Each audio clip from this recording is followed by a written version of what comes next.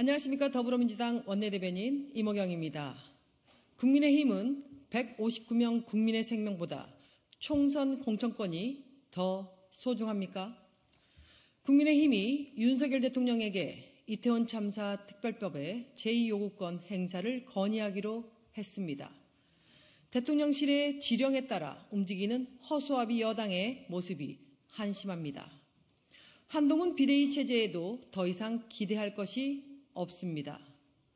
159명 국민의 생명보다 총선 공천권이 더 소중합니까? 그러고서 국민의 대표라고 말할 수 있습니까? 국민의힘이 총선용 정쟁법, 특조위 구성 등의 불공정성 운운한 것은 실수할 일입니다. 총선, 정쟁이라는 말을 윤석열 정부의 무능과 무책임을 가리기 위한 방패로 삼습니까? 이태원 참사의 진상을 밝히고 책임을 묻는 것이 총선용 정쟁이라니 부끄러운 줄 아십시오. 또한 특조위 구성 등의 불공정성 운운하는데 특검 삭제, 특조위 활동 및 구성 등 이미 충분히 여당의 의견을 반영해 양보한 법안입니다. 그런데도 꼬투리를 잡는 것은 이태원 참사 특별법이 무슨 문제라도 있는 것처럼 호도하려는 술책에 불과합니다. 더 이상 국민의힘이 거부하고 반대할 명분은 없습니다. 국민의힘은 대통령만 두렵고 국민은 두렵지 않습니까? 대통령에게 국민의 목소리를 전하지는 못할 망정 대통령의 심부름 센터를 자처하는 여당에 국민의 분노가 쌓이고 있음을 명심하십시오. 윤석열 대통령에게 고합니다. 국민의힘의 건의를 핑계로 거부권 행사를 할 생각 말고 이태원 참사 특별법에 정부 이송 즉시 공포하기 바랍니다. 국민께서 주시는 마지막 기회입니다.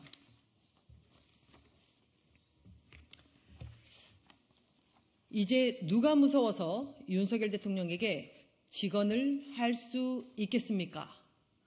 진보당 강성희 국회의원이 오늘 윤석열 대통령과 대화 중 경호원들에게 제압당에 입을 막힌 채 끌려나가는 충격적인 일이 일어났습니다.